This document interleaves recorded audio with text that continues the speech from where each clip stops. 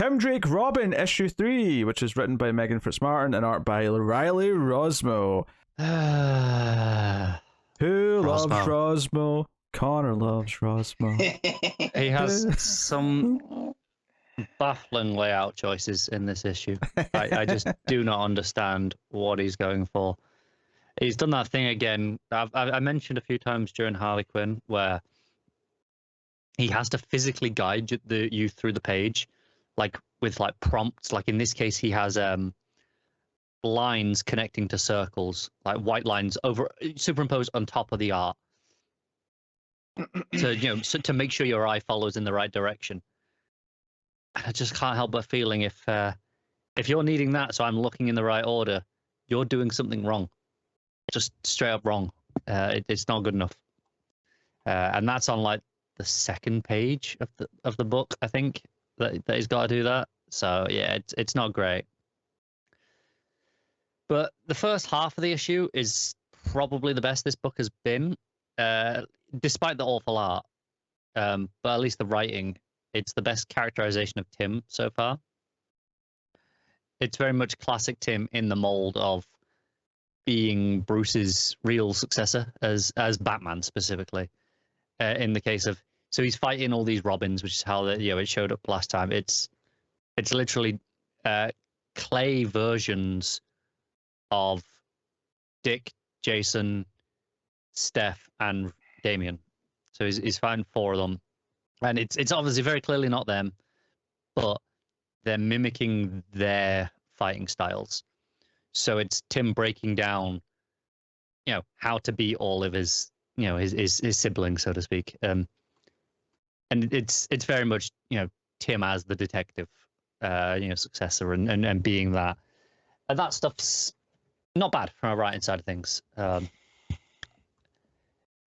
It's just rough to watch with the art. Yeah. But that's like the first half of the issue. There's enough. He's in trouble. But he's still as Robin, and Bernard shows up. It's like, hey, my boyfriend lives near here in a boat. Let's go get you fixed up. So he's like hiding out in his own boat in disguise, and like being like, yeah, I don't know any of this, and he's hearing all things that what he actually thinks about his home. Like, it's a bit of a murder shack, but it's fine. It's got charm. He's like, okay, no, I need to put this mystery together, figure out what's going on, and that's basically the end of the issue. There's just there's now seemingly going to be a clay version of Tim as well, thrown into the mix. Is the cliffhanger.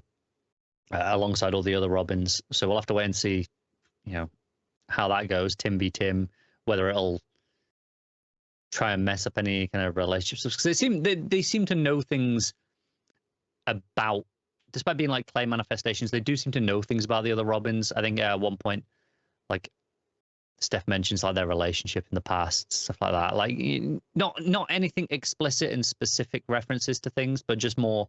It feels like they have a general understanding of Tim's relationship with the other Robins.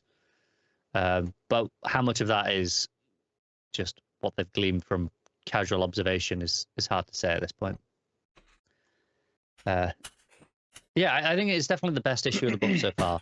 It's the first issue where I didn't feel completely lost by not having read the previous stuff.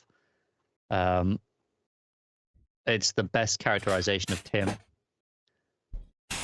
But, oh man, it's probably Rosmo's worst stuff in the book so far with his layouts. I think, they're not great. I still can't recommend this book as a Tim fan. Maybe once Rosmo's off the book, maybe, because it's starting to edge in the right direction from a writing perspective. And this is Fitzmartin, right? It is, yes.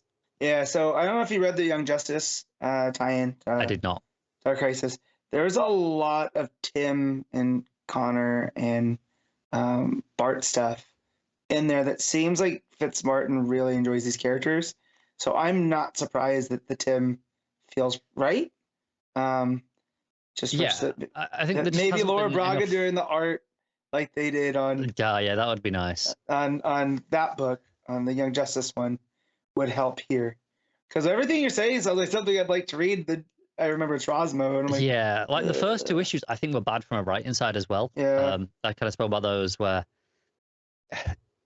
it wasn't like poor characterization of Tim, but I don't think it was particularly strong. It was superfluous. It was really focused on that plot, and I just felt really lost having not read the stuff in Urban Legends.